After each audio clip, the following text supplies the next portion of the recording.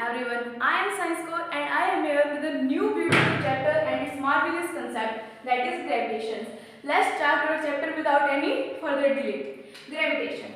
Now you must hear about gravitation. That's the force that attracts between two bodies is known as gravitation. What? No. Gravitation is the force attract between two large masses bodies, not between Earth and any object. It is between any two bodies. If Earth extracts some force on another object, then it is gravity, not gravitation. Let's start our chapter further without dealing with them. Now let's start our chapter. That is Newton's law of gravitation. It starts with this Newton law. As we all know, the important things that before 19s, father of physics is, who is the father of physics before 19s, ma'am? As we know now that father of physics is Newton, so here Newton will also be the father of, no, before 90s the father of physics is Einstein, and after 90s, after 1900, as father of physics is Newton. Who is the father of physics? Newton. He is the father of modern physics. He is the father of ancient physics. Let's start our chapter with Newton's law of gravitation. Now you say, ma'am, what is the Newton's law of gravitation? It is simply, it is directly proportional. It is directly proportional to the masses of the body. Masses of body. If there are two bodies, then it is m1, m2, and inversely proportional to distance between them. Now you say, ma'am, this is the definition and it is simply we know. Now I will here to express this is mathematical expression. In mathematical expression we write Fg, gravitational force, is directly proportional to m1 m2 upon r square. Now you will say, ma'am, what is m1 m2? So for that, guys, m1 is equal to mass of body, mass of first body. Ma'am, what is m2? m2 is the mass of second body, right? m2 is the mass of second body. Now, ma'am, what is r? r is simply the distance between them is known as r. Now, ma'am, हमें पता है कि proportionality का symbol का के लिए ना हम ग्रेविटेशनल कांस्टेंट का यूज करते हैं. So very good, you are right कि हम यहाँ पे ना इनवर्सली प्रोपोर्शनल का साइन हटाने के लिए ग्रेविटेशनल कांस्टेंट लाएंगे या फिर कोई भी कांस्टेंट लगाते हैं, लेकिन यहाँ पे लगाते हैं ग्रेविटेशनल कांस्टेंट और ये बन जाएगी इक्वेशन कुछ ऐसी. सो अब आप कहोगे, मैम ये जी क्या है? जी फॉर ग्रेव्स नहीं है, यहाँ पे है जी फॉर ग्रेविटेशनल कांस्टेंट और इसकी वैल्यू फिक्स होती है. चाहे आप मार्स पे चले जाओ, चाहे आप मरकरी में चले जाओ और चाहे आप किसी भी संसार में चले जाओ, इसकी वैल्यू फिक्स होगी. ये कांस्टेंट है जो कि क्या होगी 6.67 इंटू 10 की पावर -11 न्यूटन मीटर स्क्वायर पर KG square. Okay, this is the value of newton. Now what are the characteristic of gravitational force? Question wise यहाँ से होता है कि मैम ग्रेविटेशनल फोर्स के वो क्या है, कैरेक्टरिस्टिक क्या है? सो कैरेक्टरिस्टिक क्या होंगे ग्रेविटेशनल फोर्स के? There are many characteristic of gravitation, but according to NCERT I will tell you what are the most important and I will tell you everything. Believe me that if you see my video fully you will be top in exam definitely. भरोसा रखो मुझ पे, मैं हर एक topic cover करवाऊंगी. Gravitational of characteristic of gravitational force. इतना बड़ा क्यों लिखना? अब आप 11th में हो गए हो तो आप बड़े हो गए तो सिंपली लिखना सीख लो. It is weakest force in nature. It is weakest force in nature. ये क्या है? ये वीकेस्ट फोर्स है इसमें, नेचर में. ये ज्यादा ताकतवर फोर्स नहीं है. It is not very strong force. सबसे स्ट्रॉन्गेस्ट फोर्स है nuclear force. It is weakest force in nature. It is weak than weak force also. Now, it is conservative in nature. Yes, it is conservative in nature. ये कैसा है? Conservative है इस nature में. मतलब work done from A to B plus work done B to A is equal to 0. This statement states that. Now, next, it is attractive in nature. इसके nature के बारे में मैंने आपको 3 बातें बता दी हैं कि इसका नेचर कैसा है. खड़ूस नहीं है, मत चिढ़ानी है, सीधा वीकेस्ट है, कंजर्वेटिव और अट्रैक्टिव है। और सबसे बड़ी बात, it obeys Newton third law, ये न्यूटन के थर्ड लॉ को फॉलो करता है, it's obeys Newton third law. What is Newton third law ma'am? So Newton third law is simply force exerted by on two objects is equal to opposite of the force exerted on the opposite direction. Okay, this is it. For every action there is an equal and opposite reaction. That is Newton's third law state. Now our fifth point is that it also follow inversely proportionality law, ये inversely proportionality law को भी follow करता है। That is into 1/r², but F G is equal to into 1/r²। ये inversely proportionality law को भी follow करता है। तो these are some characteristic of gravitational force. Question आ जाएगा, 2-3 नंबर में आएगा, ज्यादा इंपॉर्टेंट नहीं आएगा। Now let me move to our next representation. अब मैं आपको एक चीज प्रूव करके दिखाऊं, ये न्यूटन के थर्ड लॉ को फॉलो करता है। अगर ये चीज प्रूव नहीं होती ना, ये न्यूटन को थर्ड लॉ प्रूव करता है, तो मेरी मानो ये जो ग्रेविटेशन फोर्स है ना, ये बैन हो जाता। ये आपको किसी को बुक में नहीं दिखता, क्योंकि न्यूटन ने खोज की कि फोर्स वही होता है जो न्यूटन के लॉ ऑफ फोर्सेस को फॉलो करे। तो ये उन कंडीशंस पे खरा उतरा जब जाके आज से हम पढ़ रहे हैं, इसको भी मान्यता प्राप्त हुई है। Now let me state that question 2 type से आएगा। पहला क्वेश्चन तो ये आएगा, represent gravitational force in vector form.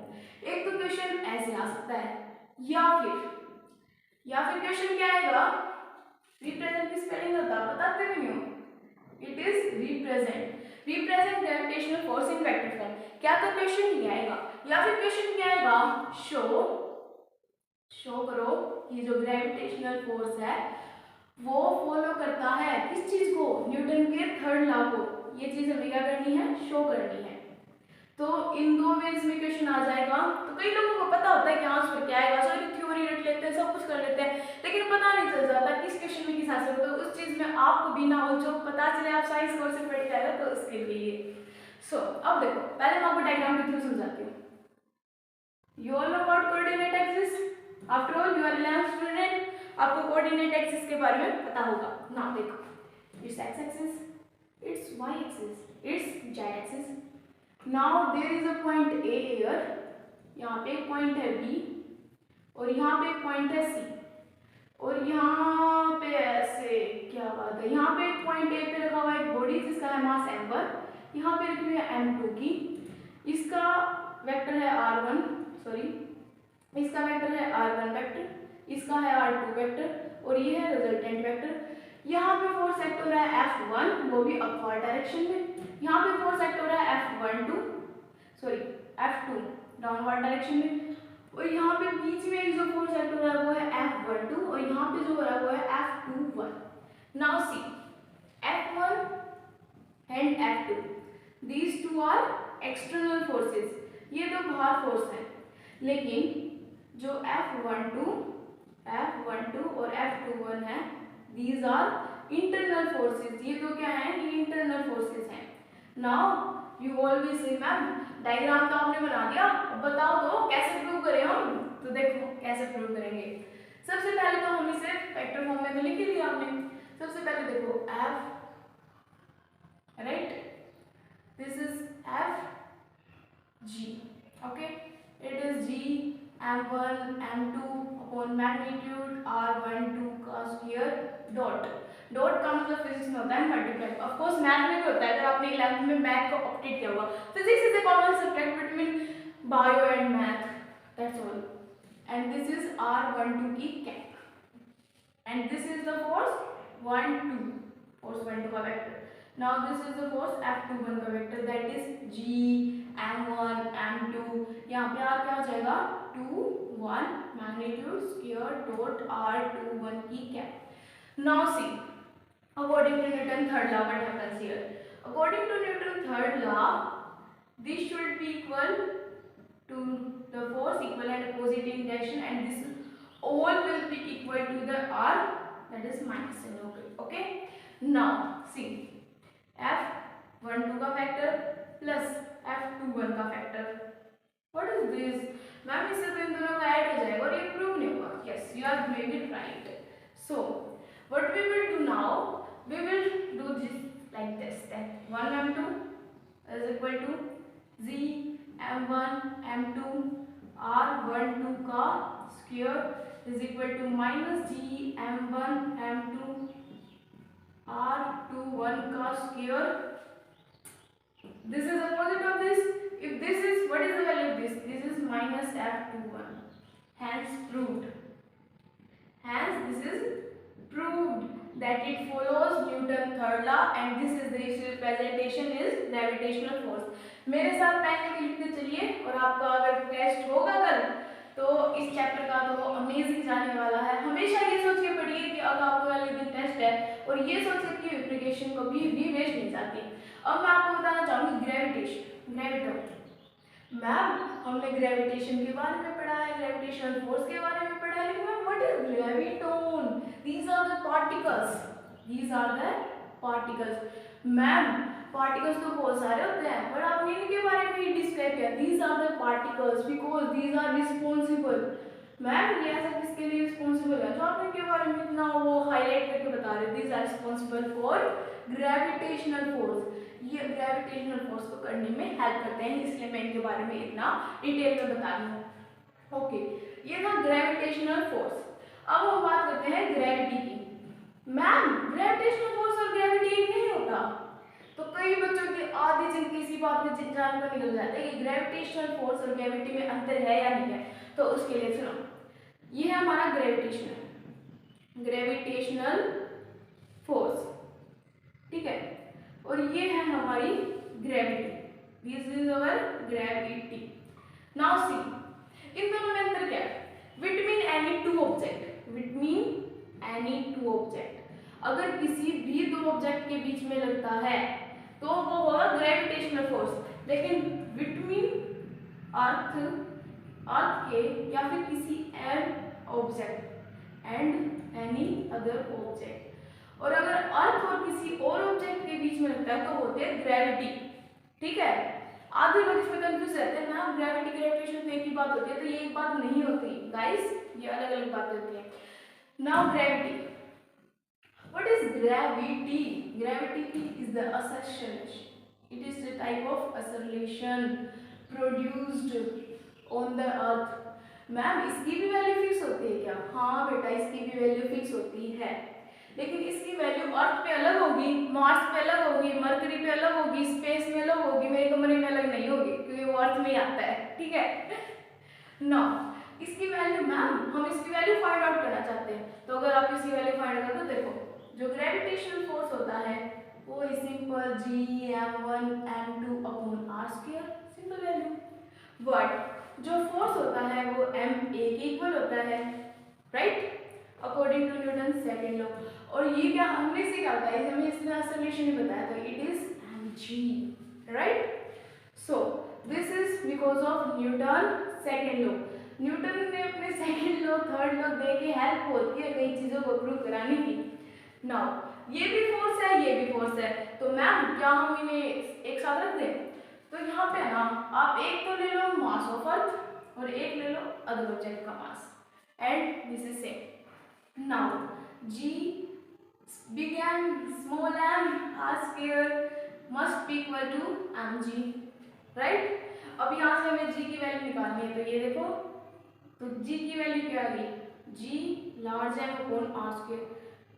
Ma'am हमें इतना पता है कि जो g होता है ना वो 9.8 मीटर पर सेकंड स्क्वायर होता है, लेकिन आज मैं आपको बताऊंगी कि ये 9.8 मीटर पर सेकंड होता कैसे है। आप इसे खुद भी निकाल सकते हो, कैसे निकाल सकते हो वो देखो, g की वैल्यू यहाँ से कितनी आ गई, ये क्या है g? मैम आपने शुरू में बताया था तो हमें पता है कि ग्रेविटेशनल कांस्टेंट है, right. So this is gravitational constant, इसकी वैल्यू होती है 6.6 × 10⁻11 न्यूटन मीटर स्क्वायर पर केजी स्क्वायर। मैम इसकी यूनिट कितनी बड़ी है, तो बेटा आप यूनिट डिराइव भी कर सकते हो, मैं आपको यूनिट डिराइव करके दिखा दूँ, okay. Now what is m? m is the mass of earth, आपको भी इसकी वैल्यू याद रखनी चाहिए क्योंकि अपने अर्थ का मास तो सबको ही पता होनी चाहिए। इसकी वैल्यू है 6 × 10⁻24। अच्छा ma'am what is the radius? Radius की पावर क्या है? रेडियस की पावर क्या है? तो रेडियस की पावर है 6.4 × 10⁻6। This is the power of radius. Now अगर आप इस सब वैल्यू को यहाँ पे रखते हो और एक सोल्व करते हो तो एक आंसर क्या आता है 9.8 मीटर पर सेकेंड। इसी के द्वारा कई महान साइंटिस्टों ने और इसी के द्वारा हम इसकी वैल्यू निकालते हैं। This is the G at the surface of the earth, at surface of earth this value is. Now let me move. Ma'am surface पे इसकी वैल्यू क्या होगी? So for that listen, listen to its gravity at height and at surface. First, at surface. Surface में मैंने आपको इसकी value बता दी। Surface से इसकी वैल्यू क्या होगी? G = Gm/r²। ये होगी at surface. And at height इसकी वैल्यू होगी, एट हाइट कुछ हाइट पे, that is Gh। It must be equal to Gm and here big R is equal to R plus H, right? So it is R plus H का whole square. This is it height at surface and this is at height. Diagram बताती हूँ मैं आपको। क्या है ये? अर्थ है आपकी, पहचान लिया करो, ड्राइंग खराब है मेरी। So this is at our surface. This is H, this is R and this is R plus H. So in this way you have to make this diagram. Now see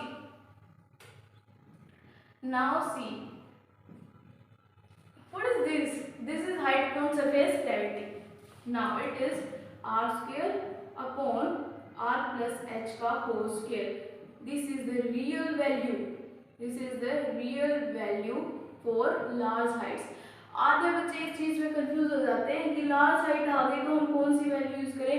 तो अगर large height आती है, अगर height बड़ी है, 36,000 kilometre है जो कि जियोस्टेशनरी सैटेलाइट्स के लिए होती है, तो हमें इस वैल्यू का यूज करना है। ये होती है इसकी रियल वैल्यू। और अब हम निकालेंगे इसकी approx value. Gravity eight height इसकी क्या होगी? ये तो थी रियल वैल्यू। अब मैं इसकी निकालती हूँ अप्रोक्स वैल्यू। जी को उधर लेके गए।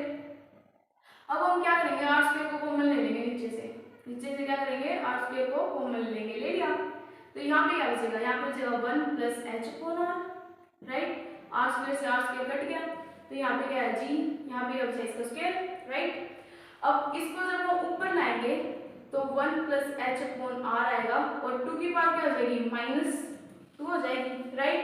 अब बायनोमियल थ्योरम जो कि हमारा कौन सा है? चैप्टर 8 क्लास 11 की एलिमेंट्स की मैथ का लास्ट चैप्टर 8।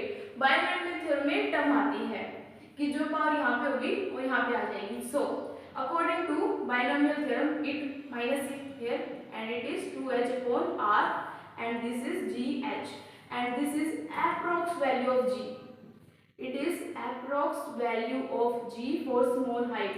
अगर स्मॉल हाइट आती है, अगर हाइट क्या है? अगर हाइट 10 मीटर है, 20 मीटर है, 20 किलोमीटर है तो उसके लिए हम इसको यूज करेंगे। आधे बच्चे कंफ्यूज हो जाते हैं, कहीं ये फॉर्मूला लगाते रहते हैं, तो आपको कंफ्यूज नहीं हो रहा है, मैंने आपकी कंफ्यूजिटी दूर कर दी है।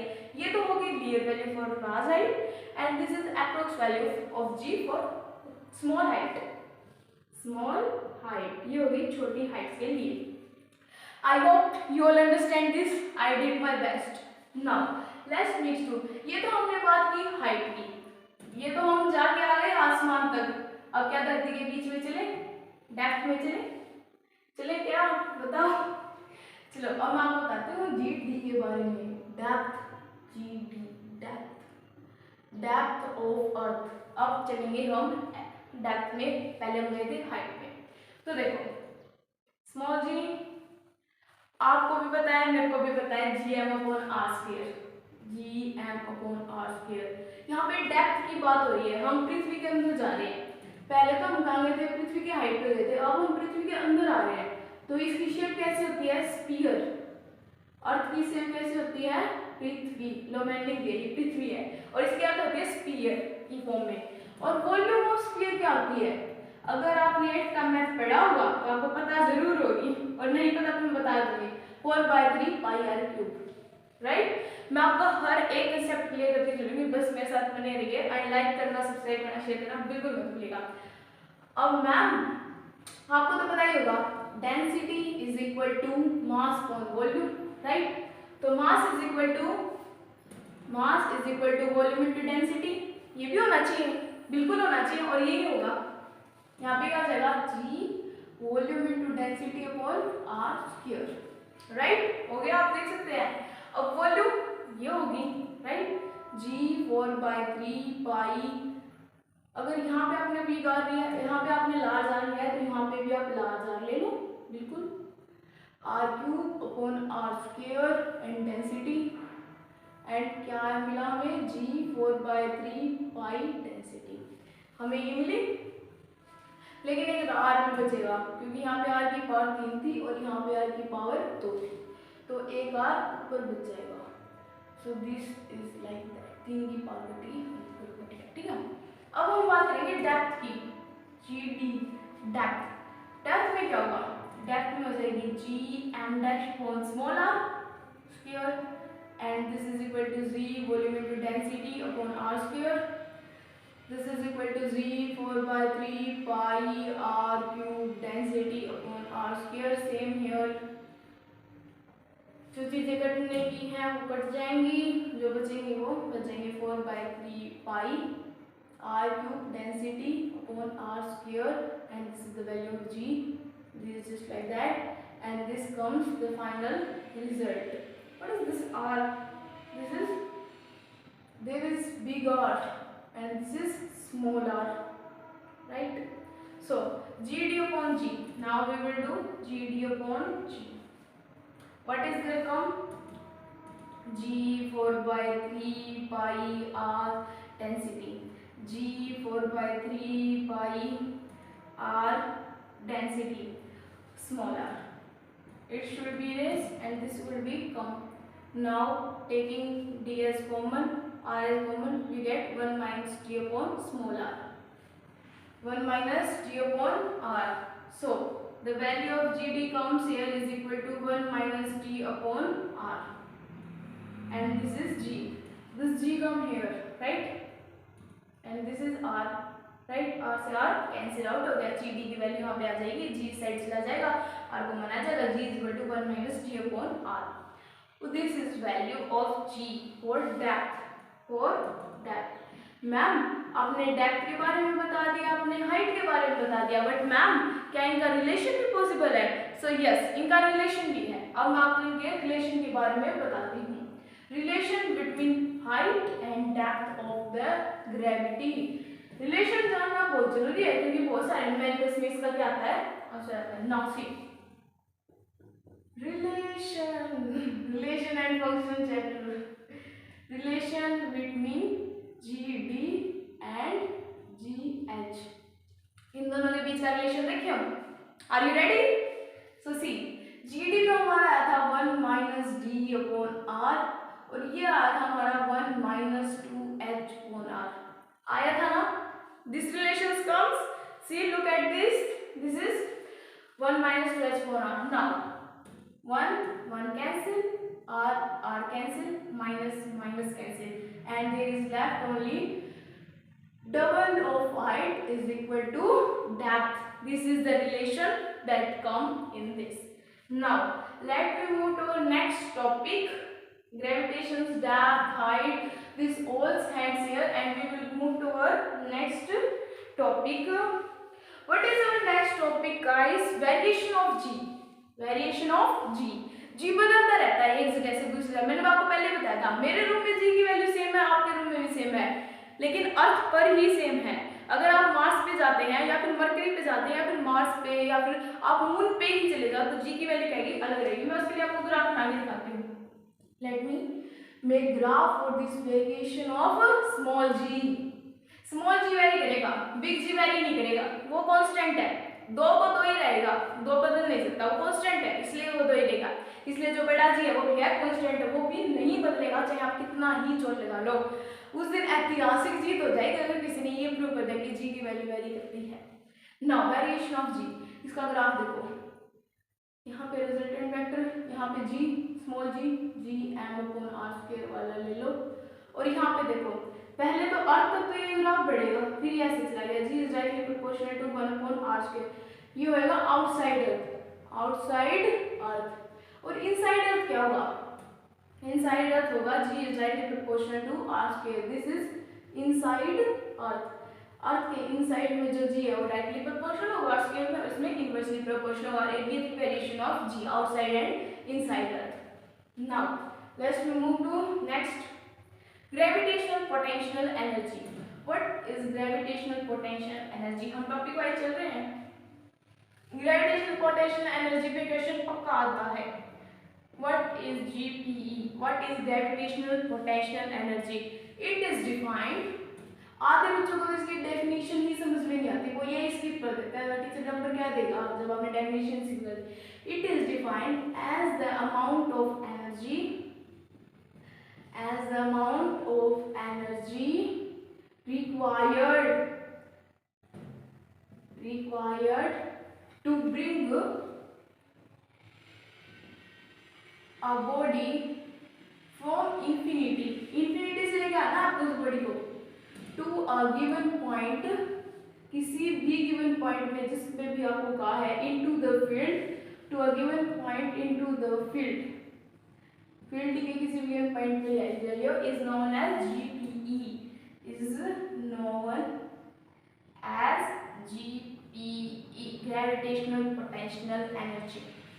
What is potential energy, amount of work done, right, and what is work done, work done is equal to force into displacement, we also know about that work done is equal to force into displacement. Now see, what is force here, force here is equal to g big M small m upon x square.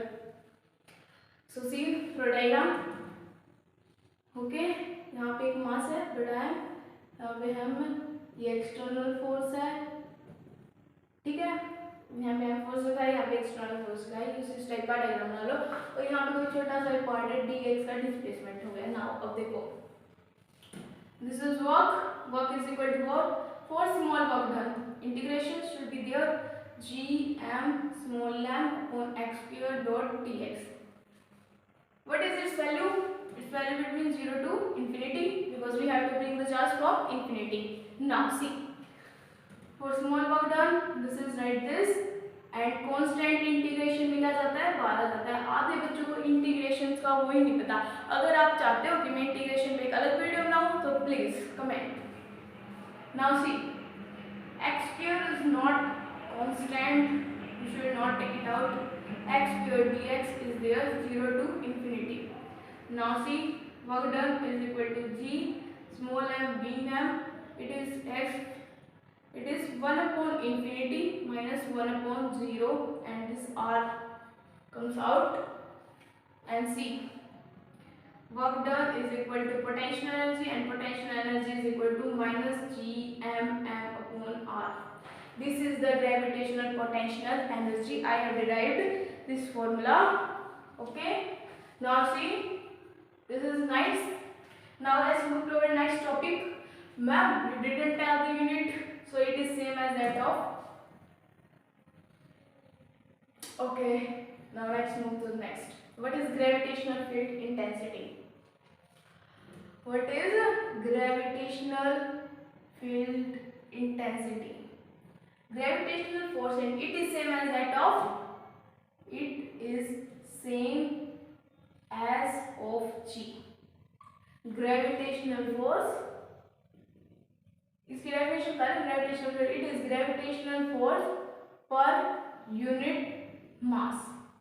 Now see, GFI, gravitational field intensity, or we represent it as simply I. We represent it simply I. I is equal to Fg upon mass, that is equal to G small m big M upon में big M cancel r square, that is equal to gm upon r square. इसकी unit क्या होनी चाहिए, इसकी unit कैसी होगी, same as of g होगी, जो कि क्या होगी, मीटर पर सेकंड स्क्वायर और न्यूटन पर metre square, sorry newton metre square पर सेकेंड, राइट। सो इसकी जो यूनिट होगी वो जी के ही वैल्यू होगी। Now let's talk about next session about this chapter. Thank you. Not forget to share, comment and subscribe. Thank you all once again. Thank you.